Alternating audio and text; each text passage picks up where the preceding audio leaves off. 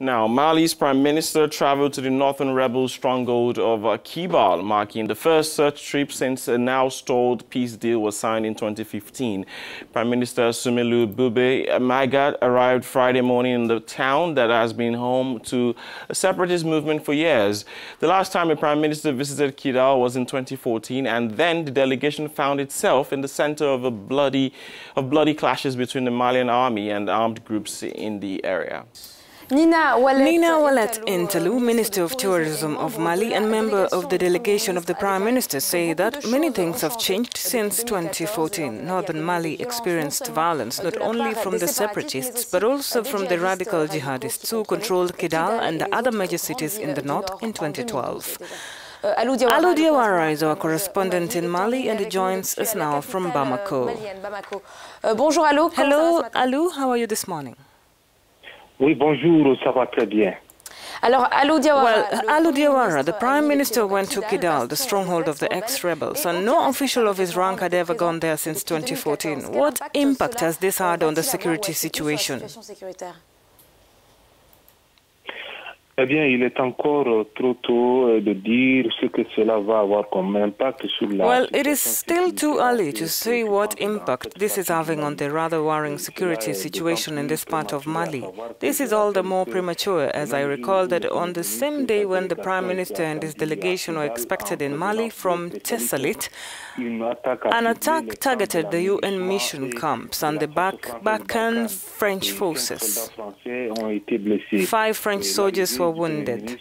The Prime Minister's arrival was delayed for a few hours, officially due to weather conditions, but analysts believe that the attack may have had something to do with it. Well,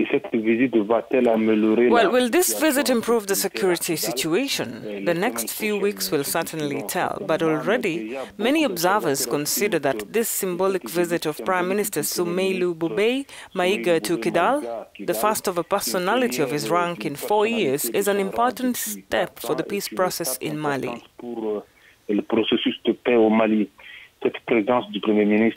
Perhaps this presence of the Prime Minister in Kidal is a sign that the trust between the government and the former rebels is on the up and up. For we remember that in 2014, clashes broke out between the Malian army and these ex-rebels in the wake of the visit of former Prime Minister Moussa Mara. About 50 people, civilians and soldiers, died in the clashes. We may come back to this, but Prime Minister Maiga has announced that the state will compensate the victims or their beneficiaries of these deadly clashes.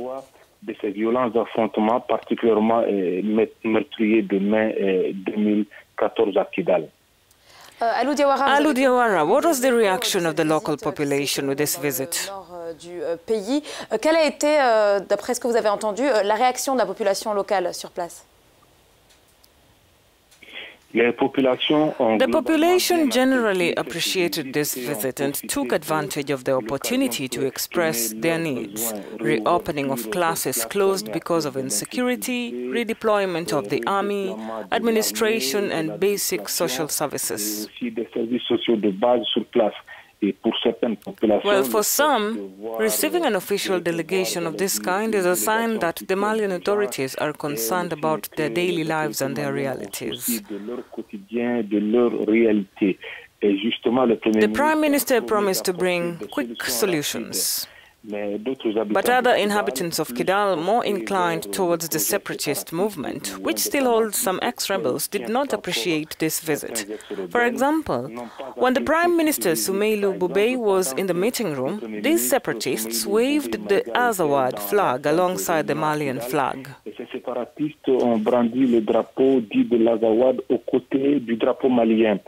There were small incidents like that during the visit, but the official delegation minimized them for him to continue with his visit. And can you summarize the Prime Minister's next action plan? What he has promised, for example?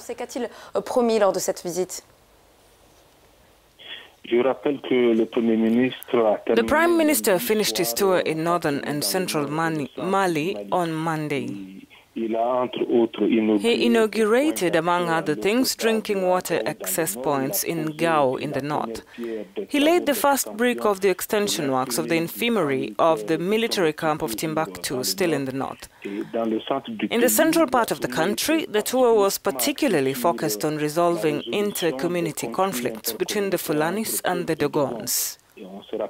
We remember a few weeks ago, about 30 people died in clashes between the two communities. The Prime Minister went to Koro and Bankas, the center of these tensions. In particular, he asked the two communities to cultivate peaceful coexistence. He promised that all militias who took part in one way or another in these events would be disarmed. The state offered 100 tons of cereals and 80 tons of cattle feed on the spot.